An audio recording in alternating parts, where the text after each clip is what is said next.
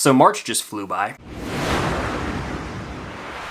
What's going on, guys? I'm Chris and welcome back to another video. So today I'm going through everything I watched in March. Last month I started this series where I basically chronicle all of the movies and TV shows that I watched during the entire month. Before I get into this though, let me know down below your favorite movies or shows that you watched in the month of March. Hit that like button and subscribe and hit that notification bell to help me reach my goal of 75,000 subscribers here on the channel. So for 23 straight days in the month of March, I watched a movie every single day. I haven't done that in quite some time, and it all started with my franchise rewatch of the Rocky movies. Check out my ranking linked up above to all of those films, including the Creed movies. But over the course of the first 3 days in the month of March, I rewatched Rocky, Rocky 2, Rocky 3, Rocky 4, Rocky 5, and Rocky Balboa, all of which are very solid movies, except for Rocky 5. That's the clear weak link in the franchise. The first Rocky's an all-timer, 2 is a great sequel, 3 rocks, 4 has its awesome moments, even though it's cheesy as hell and just kind of stupid at times, and Rocky Balboa is a solid return to form for the franchise. Now, this Rocky rewatch sort of sparked a Stallone watch-through for me, where I watched a bunch of his movies for the first time. So that same day when I finished Rocky Balboa, I watched First Blood for the first time. This movie was awesome because it was a balance of really great action of Rambo hunting down these dudes in the woods, but also it had a really strong message about veterans coming home to a world that doesn't love them. It had a lot to say. It was very heavy at the end, one of Stallone's better performances, I would say. I totally see why this is an 80s classic that launched the franchise that I went on to watch in the rest of March. But before we return to Rambo, I rewatched Scream 1 through 5. Check out my ranking of all the Scream movies linked up above, including Scream 6. The first Scream is a top 3 horror movie for me. It might be my outright favorite. It's a 5 out of 5. Scream 2 is a solid sequel that reinvents itself a little bit. We're in college now. Scream 3, the movie's just so boring to me. It's clearly the weakest of all of these. Scream 4, solid. We've got some new technology introduced. The ghost face reveals fresh. Everything feels fresher and just new in terms of the Scream formula. Scream 5, I actually appreciated way more on this rewatch. And then I watched Scream 6 in theaters to cap off this whole Scream watch through, and I adore this. It's my second favorite Scream movie. This movie's brutal as hell, featuring some of the bloodiest kills in the entire franchise, and I really admire the twist in the way that it sort of connects to previous films. Hats off to Scream 6, can't wait to see what they do with the 7th film. I then watched First Blood Part 2, which I actually enjoy. It's one of those like badass 80s entertaining action flicks where there's not a whole lot going on, and I was okay by that. I kind of just kicked back and relaxed and enjoyed Rambo kicking ass for an hour and a half. I then watched 65, which was terrible. Like, I don't know why this movie was even made. Adam Driver's like a meme the whole movie. Basically, anything he said I tried not to laugh at. There were a bunch of dinosaurs running around, so there was some tension and moments of like holding my breath in the theater, but the core of this movie is supposed to be a relationship between him and this girl who are both abandoned on this planet, and there was a communication barrier which made it really hard to connect with their relationship or feel anything by the time the credits rolled. This is a throwaway movie that I cannot recommend at all. I then watched Megan. It's one of the worst movies I've seen this year. There was no charm to this film, no sense of terror. Like, it's a very, very mild horror film. In terms of the kills, there's like hardly any, and nothing's really even shown. Megan was unlikable. Everyone in this movie was just dumb or unlikable, and the movie had no charm. It was horrible. I don't get why people like this movie at all. I then rewatched Dear Evan Hansen with a Pretty Much It commentary track. I never understood the massive amounts of hate this movie got. I actually liked it a little less on this rewatch. It went from a 3.5 out of 5 to a 3 out of 5 on my Letterboxd, which you can actually follow, link down below. But Dear Evan Hansen has a banger of a soundtrack. I always appreciate that. In fact, I listened to the music from this movie way more than I ever watched this film. It drags on. I don't know why it's as long as it is, and I don't love a lot of the decisions made in the movie, but I do think it's a little overhated. I then rewatched the John Wick trilogy leading up to John Wick 4, which I watched the next day. This franchise kicks ass. Check out my ranking of all the John Wick movies linked up above, but they almost just get better and better. 3 I think is actually the weakest, but I prefer 2 over 1, and 4 is the peak of this franchise. It's one of the best action films out there. I've praised it enough, I've gushed about it enough. You gotta check out my videos on it if you want my full in-depth thoughts, but the John Wick franchise rules. It's action-packed. The lore and world building are expanded upon with each sequel, and 4 just takes everything to the next level, introduces new side characters with meaningful roles, and I love the way this franchise culminated. It's one of the best action franchises of all time, I'll just say it. I then rewatched Shazam, and later that night watched Shazam! Fury of the Gods. Shazam's a blast of a DCEU movie. It's fun, it's harmless. I thought Shazam! Fury of the Gods was sort of the same way. I think I still prefer Shazam, but Fury of the Gods is receiving massive amounts of overhate, just like Quantumania. They're both similar movies to me.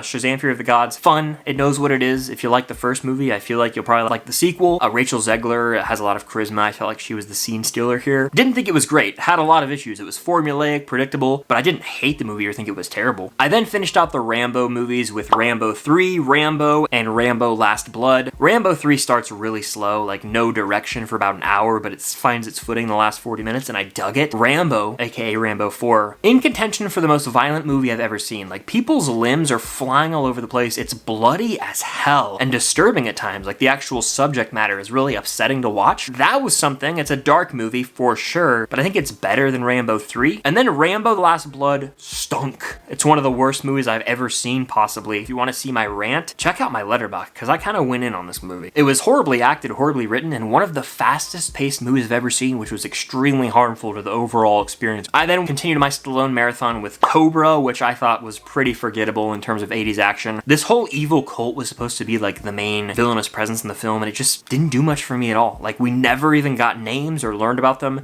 They were just an evil cult who were like serial killers. It was pretty cheesy, but not in a good way. I then watched Cliffhanger, which I really enjoyed. It's like a 4 out of 5 for me. This one's cheesy, but more self-aware. John Lithgow plays a pretty damn good villain, and we got a cool snowy setting for a little action movie in the 90s. And then I watched the Expendables trilogy, which I talk about in my action movie tier list, which you guys should check out, linked up above. This is almost like a guilty pleasure type franchise where I could watch 1 and 2 and enjoy myself, but have the knowledge of them being not great movies with really awful editing. Like, there's a lot of times in this franchise where I know these actors were not in the same room and they had like a stand-in, and it's so obvious from the editing and how just little effort was put into it. I don't really care about any of these characters. They have really forced chemistry, but the action scenes are engaging and they're entertaining enough movies, but 3 is unforgivably bad. No one wanted to be there. It was PG-13 for some reason, so it was really dumbed down and didn't rely on the R-rated violence that's sort of over-the-top nature of the first 2 movies, so it just felt so stupid. Pretty much like a direct-to-Redbox ripoff of the first 2 movies. And the last movie I watched in my 23-day streak was Louis Tomlinson, All of Those Voices, which is a documentary about Louis, who was in One Direction. It kind of chronicles his life post One Direction and starting up his solo career in music. He's already such a likable dude, and this documentary made me love him even more, really showing how hard it was on him when One Direction broke up and showing his life during the pandemic and how he started up a tour and then boom, it had to shut down because of the pandemic. There's heartbreaking moments here involving his grandfather, and of course we explore Louis' relationship with his mother and his sister, but also his own son. There's a lot of heartwarming, uplifting moments to kind of offset the sad, down moments of his life, and overall it was a really nice look into Louis, and it made me appreciate this guy even more than I already did. He's just such a chill dude with a great heart, and I'm actually seeing him in concert later this year. Now, after this 23-day streak, I kind of went back to TV for a bit, so I didn't watch any more movies in the month of March, but I'll be picking right back up with that when I get back from the trip that I'm on right now when this video drops, with the Super Mario Bros. Movie, which I'm seeing on April 4th. Now, kicking it over to TV, I watched a fair share of TV in March. As I mentioned in the last video, Seinfeld is a show that I watch like nightly in bed sometimes, and I watched a few more episodes this month as well. And then I saw some episodes of Friends and Grey's Anatomy here and there in the background. When I'm with Cam, she has like background shows on constantly, so I didn't really attentively watch them, but they were there and I kind of paid attention at times. The Mandalorian Season 3 premiered this month, and I've watched the first 5 episodes as of this dropping, but as of recording it, I've only seen the first 4 because 5 hasn't come out yet. I'll be completely honest with you, it's the most underwhelming season so far. There's no clear sense of direction, and I know a lot of people counter that by saying, well, seasons 1 and 2 didn't have any direction either. They actually had an end goal though, and Mando is just going on side quests along the main mission. He has no clear point here. It seems like he's just sort of training Grogu, and they're all being lethargic, just like laying around waiting for what? We don't know, because there's no direction in the season. It's got some highlight moments, but it's really taking its time. For a season that's only 8 episodes long, time's being wasted. Hopefully episode 5 was good. I'm watching The Voice Season 23 because Niall Horan rules. I love that man. As of this dropping, I've seen the first 8 episodes. As of recording, I've seen the first 6. It's a very enjoyable show. It's almost like a YouTube segment in my mind where I can throw it on and just enjoy it. You know, be on my phone, pay attention at the same time. It's got some heartfelt stories for people, but it's just a very fun concept, and I'm surprised I haven't watched the show till now, but Niall sold me on it. Ted Lasso Season 3 premiered on March 15th, and I have seen the first 3 episodes as of this video dropping. As of recording, I've seen the first 2. The first episode was a solid return to form, but the second episode was amazing. One of my favorite episodes in recent memory of this show. It's clear where the season is headed. It's got some very inspirational moments, and I just love these characters and like the family feel that I get when I watch this. It is an ultimate comfort show. Ted Lasso rocks. If you guys have Apple TV Plus and you haven't watched it, you gotta watch Ted Lasso. It's the ultimate feel-good show. You Season 4 Part 2 also dropped in March, and I watched that, and let me just tell you, it's a million times better than Part 1. I don't know why they didn't drop this whole show at once, or at least split like 7 episodes and 3 episodes, because the